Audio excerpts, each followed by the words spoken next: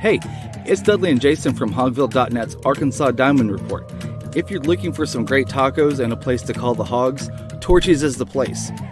We will air the Arkansas Diamond Report every Friday at 11:30 a.m. at the Rogers location until the end of the baseball season. Join us for some damn good tacos and baseball. Go Hogs!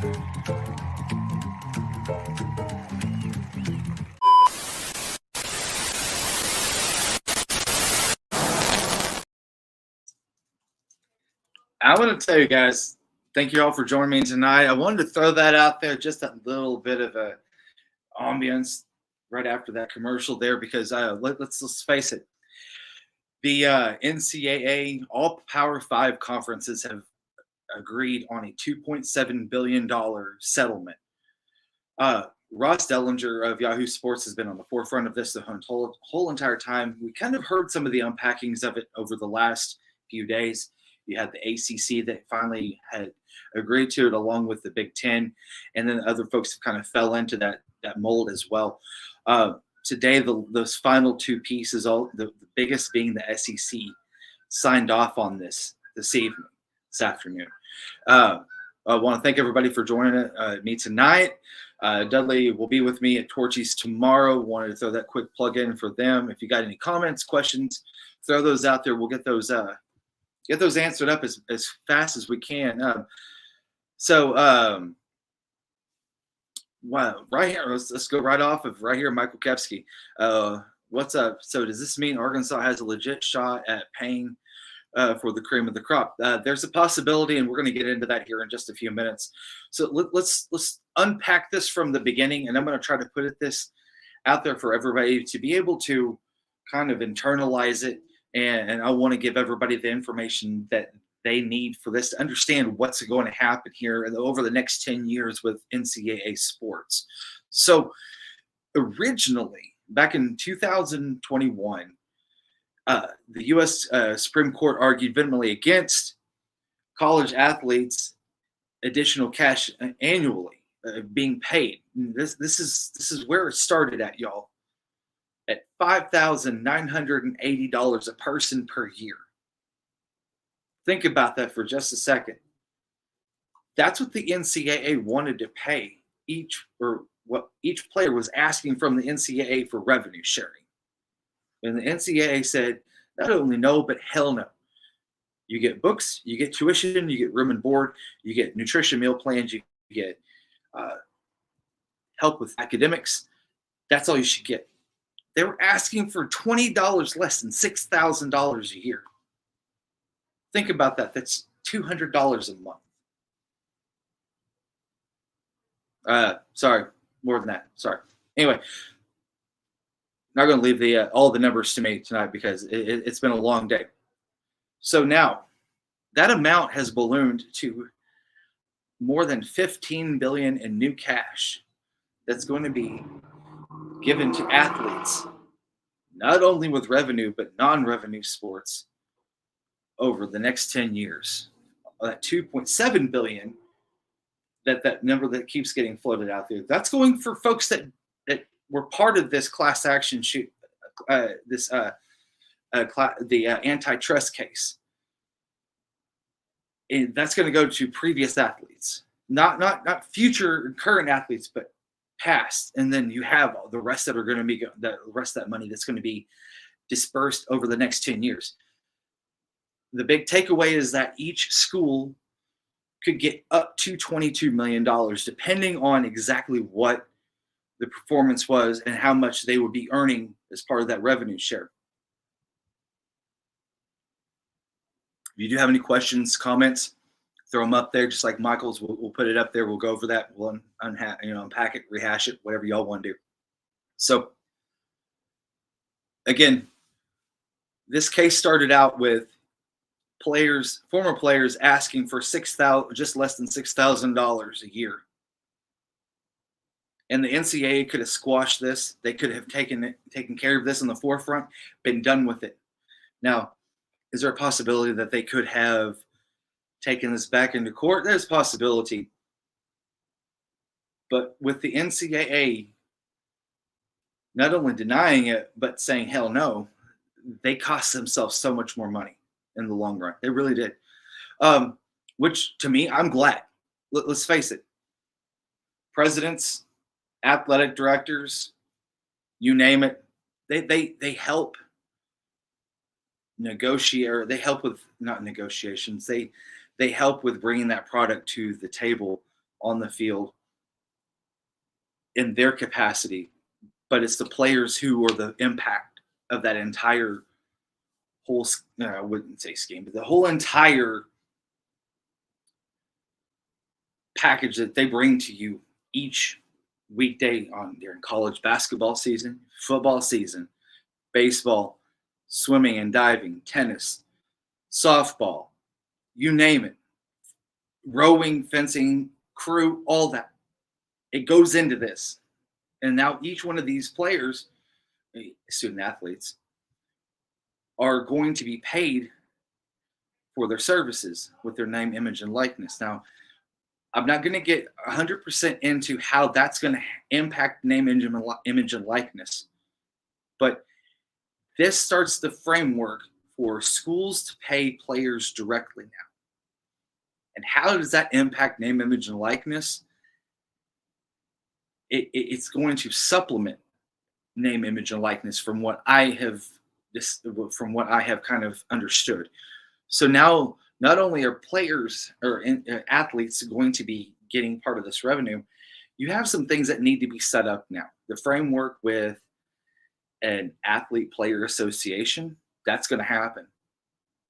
And how I've come to this, and people have really started to talk about, was let's look at the NFL, for instance, or the NBA. You're going to have a collective bargaining agreement from now on once this all gets set up.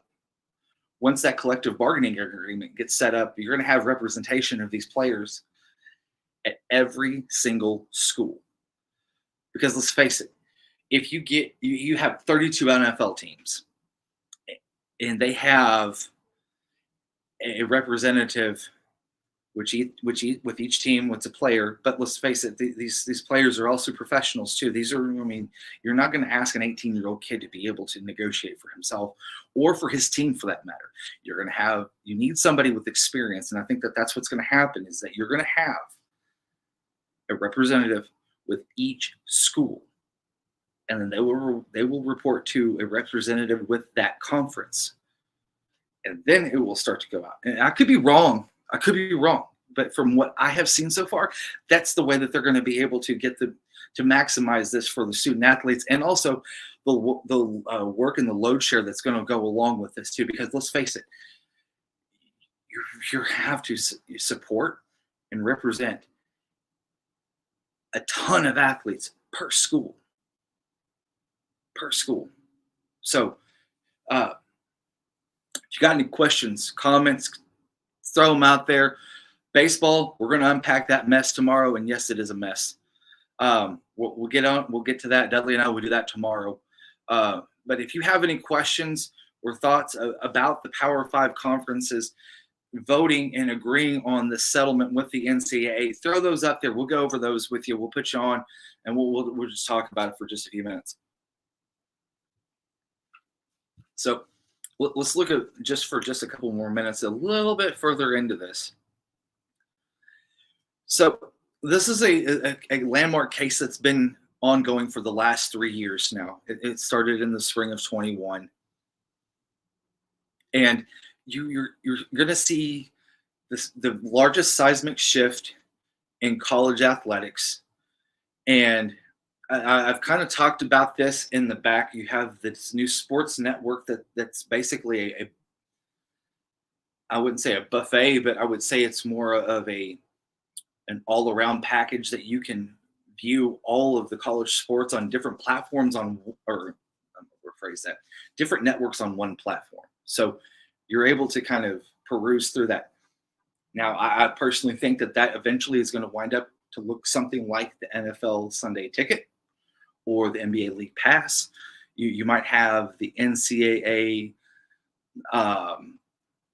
ticket access or something, whatever you want to call it. I think it's going to look something like that, where you're going to have to pay a fee that you can stream, And because let's face it, a lot of these places, these companies are going to streaming now. A lot of folks have got smart TVs, and if you don't have one, by God, you better get it pretty soon, because this is where a lot of this is going to go to. So with this, how this is going to break down. So there are some questions that are going to linger with the new system. It says institutions will be permitted to share with athletes as much as $22 million per year.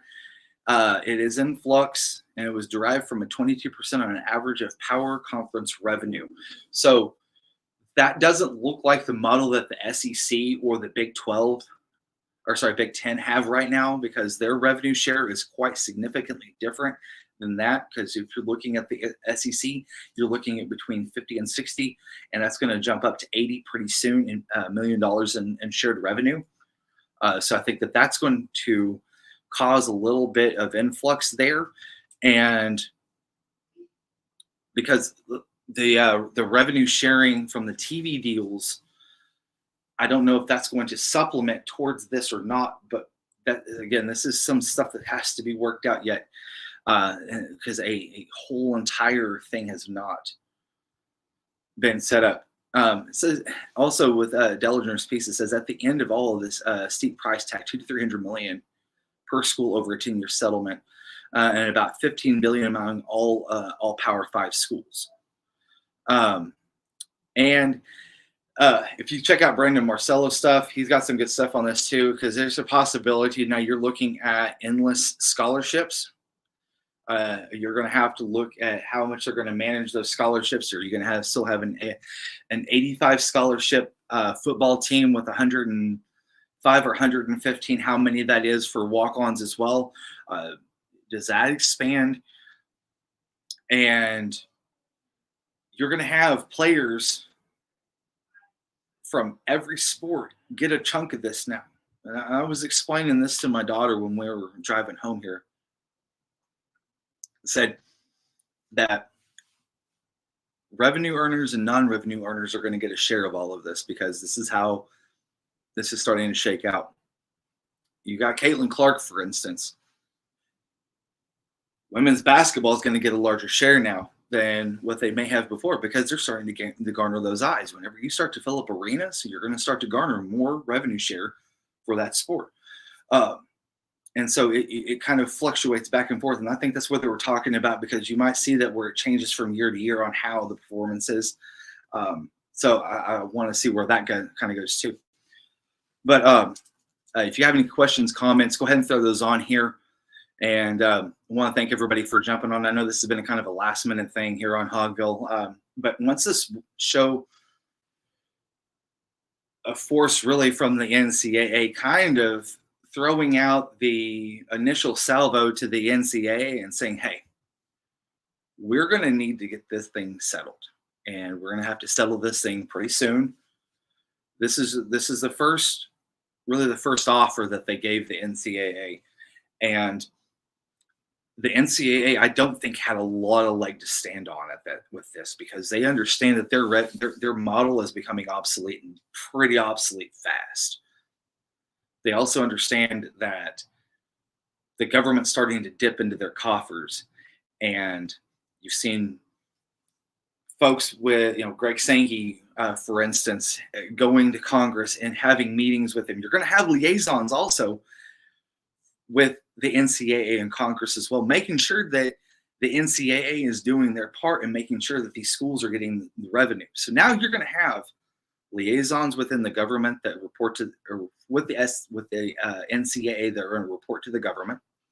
You're going to have revenue sharing amongst all sports. You are going to have a player reunion at some point, and that starts to open up the door of, are these athletes now part of the university system? Are they going to have to file taxes and get a W-2 from or a 1099 from the university? How is this going to affect them in that respect too? But you're going to have extra support now. I mean, you're going to have to build it out, not in, say, for instance, a football office or a basketball office, but with an athletic office, there's going to be somebody that Hunter Yurachek is going to have to work with daily almost now. That's going to report to somebody that might end up working for the SEC, and I think that's how that model is going to kind of set up. I've had some conversations with folks on how this is going to look, and you really have to look at these professional organizations like the NBA, the NFL, so on and so forth, where they have all of these systems set up. That's what the NCAA has been doing. I was at SEC Media Days a couple of years ago, and that was what. And I'm not going to say names because it was off camera, but as they were talking about this, that was what they were kind of leading to.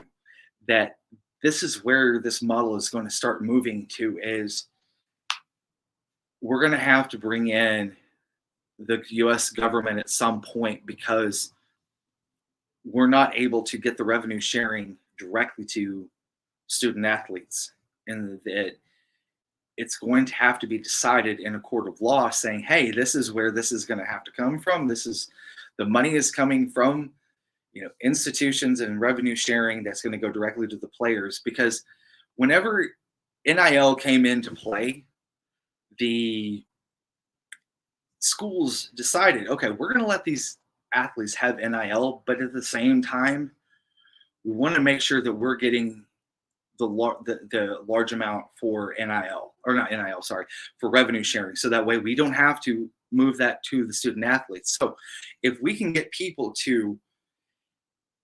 endorse people to start paying us to pay or to get NILs set up for these players, we're not going to have to pay them. And so we're going to also put this stipulation that we cannot pay a player, so that way that they can also protect themselves in the revenue sharing. Well, guess what? That just went to bust. That's it. The players, the ones who have actually went out and earned money through, with people buying tickets to come see them, jerseys, hats, jackets, concessions. That was because the players were out there performing on the field. You don't have a TV crew out there if you don't have a quarterback out there running for his life. You don't have a defensive end breaking through the end of the line and sacking the quarterback for a possible game-winning turnover. Without those players, you don't have the TVs. You don't have the eyes. You don't have the commercials. So that's where this is all coming from. If you have any questions, comments, throw those up there, please. I would be more than happy to discuss any of this. And I want to make sure that everybody's really in tune. Yes, we've got great stuff on hogville.net. I also want to put a shameless plug out there, because I feel like this is something that goes across the board. Brendan Marcello has put out a lot of good information on this. He's got a great story on this. Ross Dellinger from Yahoo Sports has been really kind of at the forefront of all this. He put out a great article regarding this. And, when it's all said and done, you don't have schools that are going to be taking the lion's share of the money that like they have here in the past. They're going to have to share this with the student athletes. And this is telling these schools that put these rules into place, saying that they can't directly pay athletes for their play. This is saying that they have to. And so they're going to put some steps into place to make sure that this is taken care of. And that's where I come in with the whole argument of they're going to have a players association. It depends on how they want to structure it. I don't know. That's one of the things that the schools in the league are going to have to kind of navigate through. But the players at the end of the day are going to have representation. And that's where this is going to come from. And this is what's helping set this up, because let's face it, if you have a school that it brings in $22 million and, it's supposed to pay all the players on campus X, Y, and Z. And now you've got the tennis team that got short. I mean, I don't think it's going to happen, but to negotiate a certain amount for these athletes, I think that's where that's going to come into play, because you can't expect, an 18-year-old Carter Knox or Giannis Adu or Taylor Green or Will McIntyre, for instance. You cannot expect them to carry a full load of classes that they take part in. Expect to pass those classes, work out, practice, and perform at a championship level. Oh, and by the way, you're also going to need to represent the rest, all these student athletes as well. It's a huge ask. You can't do it. It won't happen. That's where, say, for instance, you have, an old, I wouldn't say an old head, but I would think that somebody that has been well-versed, that has some experience at the professional level, that can come into that school and say, okay, I'm going to represent these players. And that's where I think this is where we're leading to. If you have any questions, comments, throw those out there. We'll go over those really quick. We're going to wrap it up here in just a few minutes, though. Make sure to catch Kevin's 5 for 5 in the mornings. Also, he has deep dives that he does as well. Catch those here on hogville.net YouTube Live. Make sure, please, please, please, subscribe, share, like. Anytime that we go live, you'll get that notification. You can watch us at any time also on hogville.net. Make sure to head over to the website. We got all great articles. I threw one up just this morning regarding the Kansas City Chiefs. You have all of Otis's articles and Kirk's Corner about recruiting. You got Dudley's stories with women's basketball, which just signed a new international player. Also with baseball and softball too as well. So make sure to head over to hogville.net and message boards, stories, also with Picture Nation as well. But we're trying to expand this hogville.net website. We're trying to really make something out of this. So make sure to hit subscribe and like to that, and you'll be able to catch all of our shows live, or you can go back and watch them at any time. Dudley and I will be live also tomorrow at Torchies and Rogers at 11:30. And so big shout out to Marcus and Leighton, man. Those guys take care of us real well over at Torchies as well. So let's rehash this really quick before I get out of here. The NCAA could have settled with this initial agreement for $6,000 a person a year. That's it. Nothing more, nothing less. $6,000. 3 years ago, fast forward to 2024, May 23rd. Now you're looking at back pay of just $2.8 billion alone. $15 billion plus over the next 10 years. You're looking at different schools that are going to hit a threshold of $22 million a piece. That's going to be added with NIL. That these schools now will be paying players directly for the revenue share that they're owed for the performance on the field that they contribute to day in and day out, blood, sweat, and tears, practice field, nutrition, class, therapy, study session. All of that wound up into a payment out of these players for a product that they've put on the field that's been put on television. These schools now are not going to get the huge lion's shares that they have been making hand over fist and with through years with TV deals and so on and so forth. The athletes are actually going to get a piece of that pie. And the fact that you could have settled this for $6,000 a person a year is laughably insane now. But at the same time, since they drug their feet, all these athletes are not going to get a payment, which is exactly what it should be. It should have been this way the first time around. The argument of you have your books, tuition, room and board taken care of, that's in the past. That's old school thinking, and that has evolved. It is no longer here.